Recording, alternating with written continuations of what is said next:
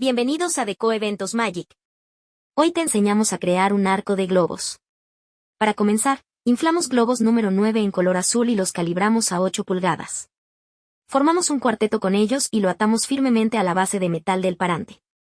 Luego, seguimos con globos número 7 en tono rosa, calibrándolos a 6,5 pulgadas, y los agregamos a la estructura. Continuamos con globos fucsia número 5, calibrados a 4,5 pulgadas, los cuales aportan un contraste vibrante y llamativo. Una vez formada la base, pasamos a la decoración de los parantes entrelazando globos pensil en tonos rosa y celeste. Estos globos en espiral le dan un toque dinámico y elegante a la estructura.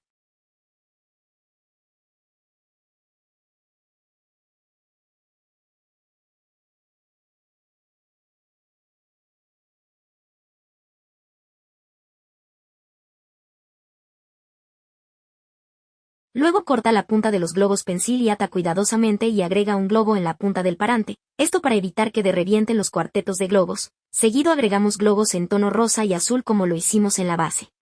Para la parte superior, creamos globos Len King, inflando un globo rosa número 9 a 8 pulgadas y colocando un retazo de globo pensil en su interior.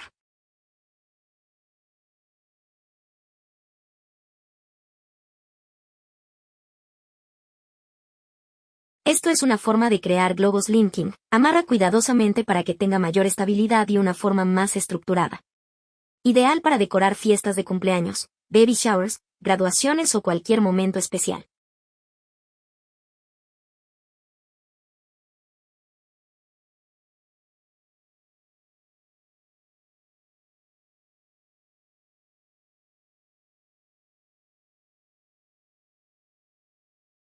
Seguimos con la formación del arco, agrupando los globos de manera equilibrada para lograr una estructura sólida. Para ello, añadimos cuartetos de globos número 5 en color celeste calibrados a 4 pulgadas, intercalándolos entre los globos rosas de 8 pulgadas.